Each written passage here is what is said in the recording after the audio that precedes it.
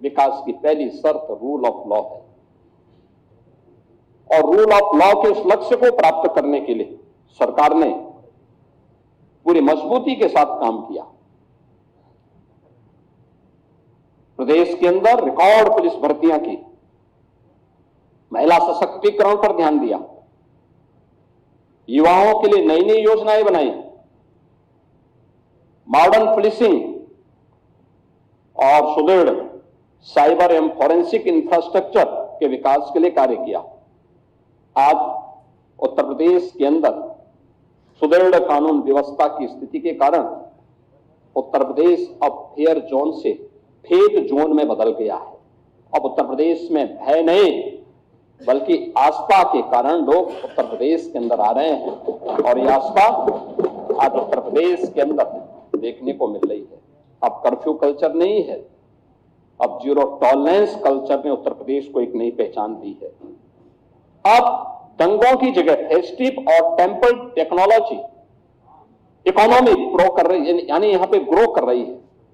जो पहले उत्तर प्रदेश के अंदर एक भय की दंगों के कारण अव्यवस्था थी, आज उसकी जगह उत्सव है, यानी फेस्टिव एंड टेम्पल इकोनॉमी प्रदेश के अंदर ग्रो कर रही है। आपने देखा होगा महाकुंभ में 66 करोड़ से अधिक श्रद्धालुओं का आगमन। अभी प्रयागराज में माघ मेला संपन्न हुआ है, कल ही संपन्न हुआ है। कोई सोचता था प्रयागराज में माघ मेला में कल्पवासी आते थे, पौष पूर्णिमा से माघ पूर्णिमा तक 1 महीने का उनका आगमन होता था। और कल ही प्रयागराज के महाशिवरात्रि के आयोजन में प्रयागराज में 40 लाख से अधिक श्रद्धालुओं ने त्रिवेणी में स्नान किया। इस पूरे माघ मेले में पहले कुल कुछ लाख श्रद्धालु आते थे, उसमें कल्पवासियों की संख्या ज्यादा होती थी। और इस बार माघ मेले में 21 करोड़ से अधिक श्रद्धालु त्रिवेणी में स्नान किया है, तो आस्था की डुबकी लगाया है। यानी ये जो श्रद्धालु आ रहा है उसको व्यवस्था पर विश्वास है, सुरक्षा के प्रति वह आज निश्चिंत है। और ये केवल आस्था नहीं है। हम लोग जब बात करते हैं उत्तर प्रदेश की, प्रयागराज की, बहुत सारे मुद्दों पर हम इस बात को कहते हैं। उत्तर प्रदेश तो भारत की आत्मा उत्तर प्रदेश में निवास करती है। अयोध्या की मर्यादा है, काशी की शाश्वत चेतना है, मथुरा वृंदावन की भक्ति है, तो प्रयागराज की समरसता भी हम सबको त्रिवेणी हो या कुंभ या महाकुंभ इस अवसर पर देखने को मिलती है। और इसका परिणाम आज हम सबको देखने को वहां मिल रहा है। 2017 से कोई कॉमनल राइट्स नहीं यूपी के अंदर नहीं हुए हैं। अब हम कह सकते हैं कि यूपी में न कर्फ्यू है न दंगा है, यूपी में सब चंगा है।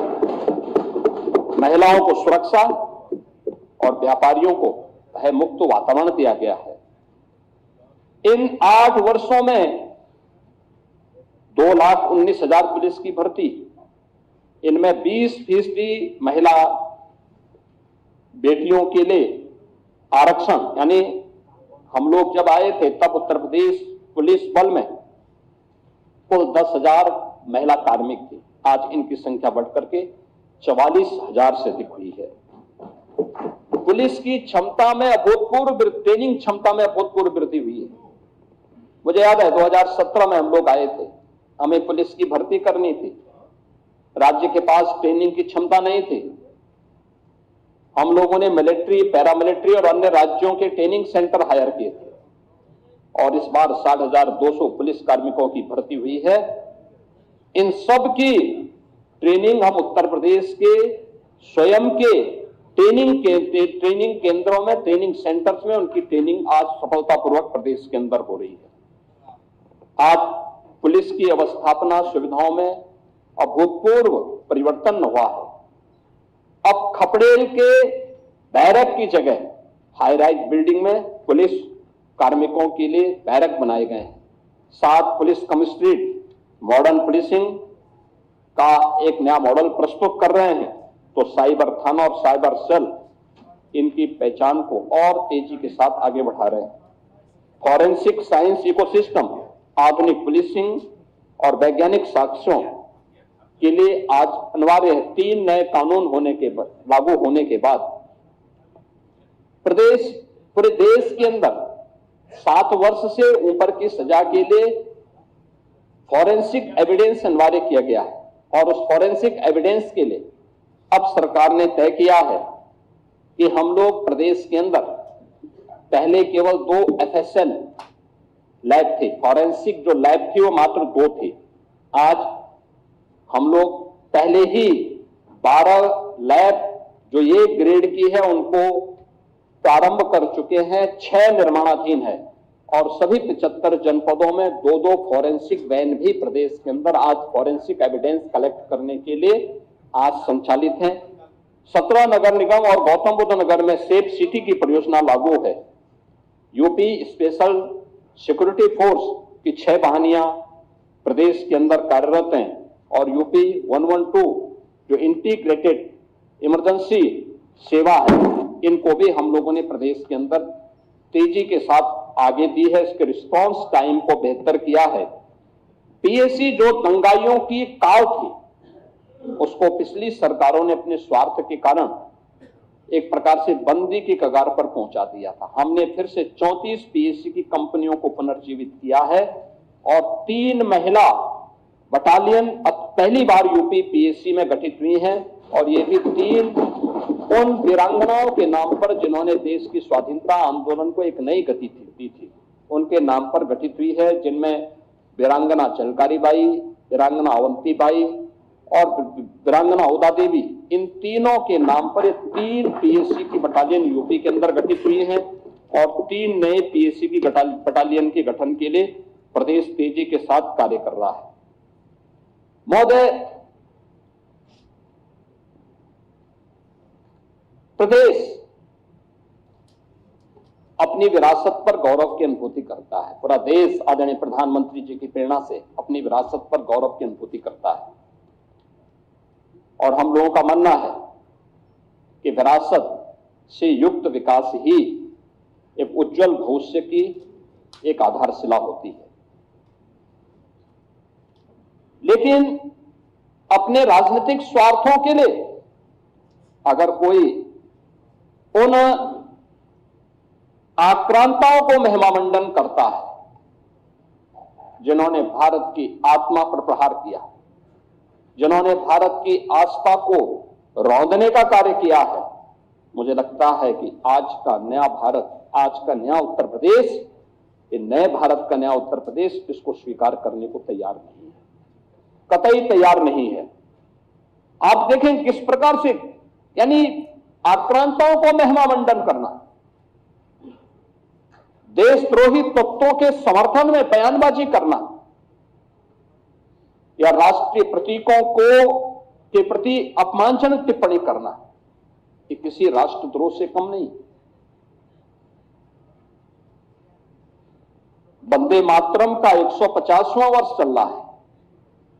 कुछ लोग हैं, उनमें राष्ट्रगीत जिसे भारत की संविधान सभा ने सर्वसम्मति से सम्मान देकर के राष्ट्रगीत के रूप में प्रस्तुत किया, और हम आभारी हैं प्रधानमंत्री मोदी जी के, जिन्होंने राष्ट्रगीत को अनिवार्य रूप से देश के अंदर लागू करने के लिए एक नोटिफिकेशन जारी करवाया।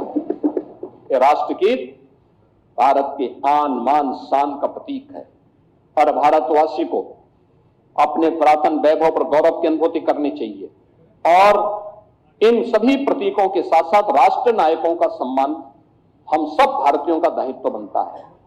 अगर हम आक्रांताओं का महिमामंडन कर रहे हैं और राष्ट्र के प्रतीकों का, भारत के तिरंगे का, भारत के राष्ट्रगान का, भारत के राष्ट्रगीत का, भारत के महापुरुषों का अपमान कर रहे हैं, एक प्रकार से हम संविधान की अवहेलना कर रहे हैं।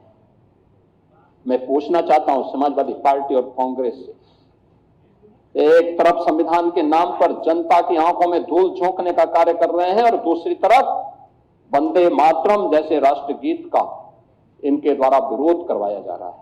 इनके सदस्य धड़ल्ले से बोल रहे हैं हम वंदे मातरम के लिए खड़े नहीं होंगे, हम नहीं गाएंगे। क्या मतलब है इसका? यानी हिंदुस्तान में रहोगे और भारत के राष्ट्रगान और राष्ट्रगीत को गाने में आपको दिक्कत होती है, ये चीजें नहीं चल सकती है। ये भारत के संविधान निर्माताओं का अपमान है, ये बाबा साहब भीमराव अंबेडकर का अपमान है, क्योंकि उसी संविधान सभा ने, याद रखना, 24 जनवरी 1950 को वंदे मातरम को भारत के राष्ट्रगीत के रूप में मान्यता दी। और हर भारतीय का दायित्व बनता है हम भारत के इन प्रतीकों को पूरी तरह सम्मान दें। हम कोई भी ऐसा कार्य न करें। मुझे आश्चर्य होता है, समाजवादी पार्टी के लोग गाजी के मेले का समर्थन करते हैं। ये गाजी कौन था? ये गाजी जो भारत की परंपरा और संस्कृति को रौंदने के लिए आया था। श्रावस्ती के तत्कालीन नरेश महाराज सुहेल देव के नेतृत्व में हिंदू राजाओं ने उसको रौंद डाला। सम्मान महाराज सुहेल देव को मिलना चाहिए था। और ये मुझे आनंद की अनुभूति होती है कि हमारी डबल इंजन सरकार ने महाराज सुहेल देव के नाम पर बहराइच की चित्तौड़ा नामक स्थान पर महाराज सुहेल देव का भव्य स्मारक बना दिया। यह हमारी सरकार को गौरव की अनुभूति होती है कि महाराज सुहेल देव के नाम पर एकमात्र विश्वविद्यालय ये हमारी डबल इंजन की सरकार ने बनाया है। आजादी के बाद लोक माता अहिल्याबाई होलकर को सम्मान ये डबल इंजन की सरकार ने दिया है। आदरणीय प्रधानमंत्री जी ने लोक माता का एक भव्य प्रतिमा काशी विश्वनाथ धाम में स्थापित करवाई है। लेकिन गुमराह करना, असत्य वाचन करना और उसके माध्यम से गुमराह करने की जो प्रवृत्ति है समाजवादी पार्टी की, आज समाजवादी पार्टी लोक माता के नाम पर इसी प्रकार को गुमराह कर रही है। राम मंदिर का विरोध करते हैं,